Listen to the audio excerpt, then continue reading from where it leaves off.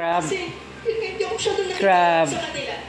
So, parang dapat Do you know what animal is that? Kinausap ko yung mama ko. Naman niya. Saan tayo punta? Kailangan niya ng someone na kausap na Red. kapag okay Red. lang siya. Crab. Red crab. Hindi ko ginawa. Yun yung nare-regret ko ngayon. Na sana kinausap siya.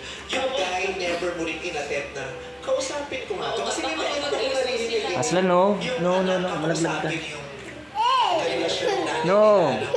Lalo na kung kasama sa bahay. Yung at least yung simple na yan. Diba? Tatandaan nyo na. Yung ganong pakakyaw simple. Tatandaan nyo na. Yung simple na yan. Ay, huwag ka napagod. Yung Bakit na ganon. kasi sa point na lagi na siya nakasigaw? Ikaw, hindi ka ba sumisigaw?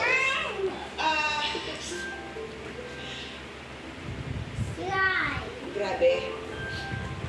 Dumating na kasi sa part na aakyat ako doon. Hindi doon sa bahay. Wala ako doon sa... Diyos ko, extension pa rin ang bahay nila ito. Aakyat ako sa... Kaya pala minsan sabi ko, paano may nag-aaway sa bahay? Ano pala yun? Sa aakyat ako doon.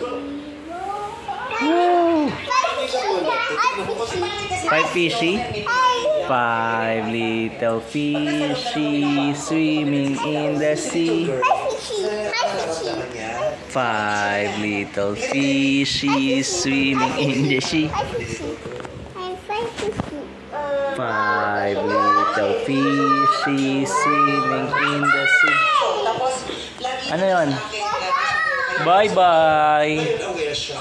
Ngayon, wala. Hindi siya nagtatanong kasi wala naman siya in-invest na emotion sa anak. Kasi syempre, dati gumigising siya may tatay. And then, there was this one day, gumising siya. Wala na siyang tatay. Maaari nung araw na yun, hindi napansin. Pero habang naglalaon, nasaan yung lalaki? Nasaan yung lalaki yun? Did she ever ask? Hindi. Never. She never asked.